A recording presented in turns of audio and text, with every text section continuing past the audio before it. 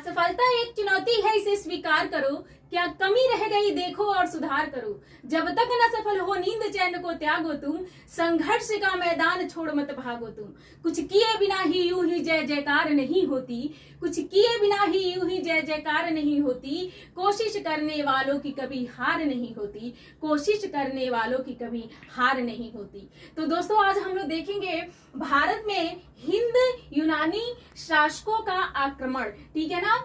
हम लोग देखते हैं कि परवर्ती मौर्य नरेश जो है कि निर्बल हो गए थे। ठीक है ना। और मौर्य साम्राज्य का जो है कि पतन हो रहा था। उस टाइम पे क्या है कि भारत के पश्चिमोत्तर में विदेशी आक्रमण जो है कि प्रारंभ हो गया था।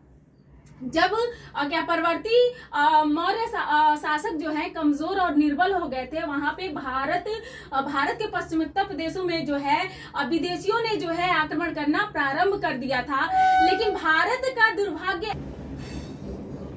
ऐसा था कि उस समय जो है आक्रमणकारियों का सामना करने के लिए चंद्रगुप्त मौर्य जैसा जो है चंद्रगुप्त मौर्य जैसा सम्राट वहां पर जो है नहीं था।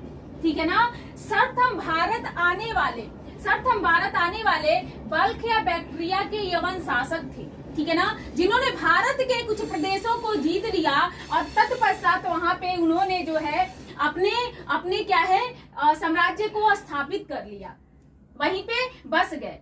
और इन्हीं यवन राजाओं को जो है इंडो ग्रीक कहा गया है। ठीक है ना। हम लोग देखते हैं कि इनके लेख तथा सिक्के यवनों के इतिहास पर प्रकाश डालते हैं। फतेहपुर उत्तर प्रदेश से रेह नामक स्थान से एक लेख प्राप्त हुआ है। प्रोफेसर GR शर्मा जी जो है इस लेख के विषय में बताते हैं कि यह लेख जो है, ये लेख या अभिलेख मेनांडर से संबंधित है। आगे हम लोग देखते हैं कि इनके बहुसंख्यक सिक्के जो हैं पश्चिमी, उत्तर पश्चिमी और मध्य भारत के विभिन्न स्थानों से प्राप्त हुए हैं। फिर है उत्तर पश्चिम में स्वर्ण सिक्कों का भी प्रचलन सर्वप्रथम यमन शासकों ने ही कराया था। आगे देखते हैं, यमनों के चांदी के सिक्कों को हम द्रंब कहते हैं। ठीक है ना। द्रंब के नाम से यमनों के चांदी के सिक्के जो है जाने गए। अन्य साक्ष्यों में हेलियोडोरस का बेसनगर से प्राप्त गरुड़ स्तंभ लेख है, जो यवनों के विषय में हमको सूचना प्रदान करते हैं। बैक्ट्रिया के स्वतंत्र यूनानी साम्राज्य का जो संस्थापक था वह डायोडोटस था। ठीक है। इनकी मृत्यु के बाद जो है इनके पुत्र यूथिडेमस नामक एक यवन सत्ता को हथिया लिया। आगे हम लोग देखते हैं, इंडो यूनानियों की भारतीय विजय का इतिहास यूथिडेमस के पुत्र डेमेट्रियस से प्रारंभ होता है। ठीक है। यह महान विजेता था, वह महत्वाकांक्षी शासक था। इसने विशाल सेना के साथ हिंदुकुश पहाड़ी पार कर सिंध व पंजाब के प्रदेशों को जीता था। ठीक है। माना जाता है भारत पर यवनों का प्रथम आक्रमण जो है पुष्यमित्र शुंग के काल में हुआ था। ठीक है ना। और जिसका नेता जो था डेमेट्रियस था, यवनों का नेता डेमेट्रियस था, जो ये पुष्यमित्र शुंग के काल में जो ये युद्ध हुआ था यवनों का। आगे देखते हैं मेनांडर के विषय में। इस हिंद यूनानियों का जो है महान यवन विजेता जो था मेनांडर था। मतलब बहुत ही प्रसिद्ध राजा था। ठीक है ना। बौद्ध साहित्य में मिलिंद नाम से मतलब मेनांडर को जाना गया है। इसकी राजधानी साकल थी। भड़ौच बाजार से इसके सिक्के जो हैं प्राप्त हुए हैं।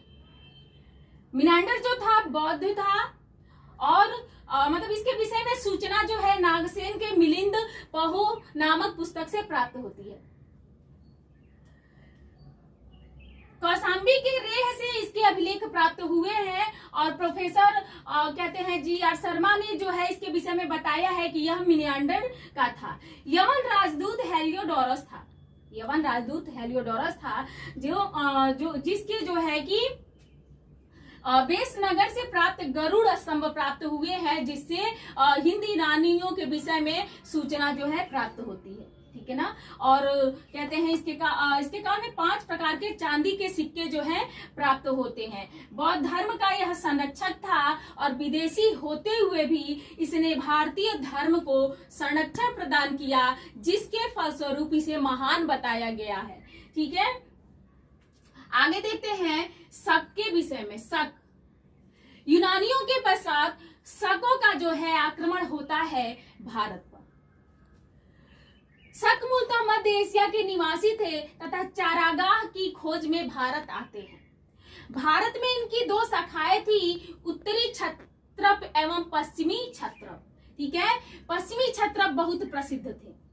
उत्तरी क्षत्रप जो था वह तक्षशिला व मथुरा पर शासन करता था, और पश्चिमी क्षत्रप था जो नासिक व उज्जैन में जो है कि शासन करता था।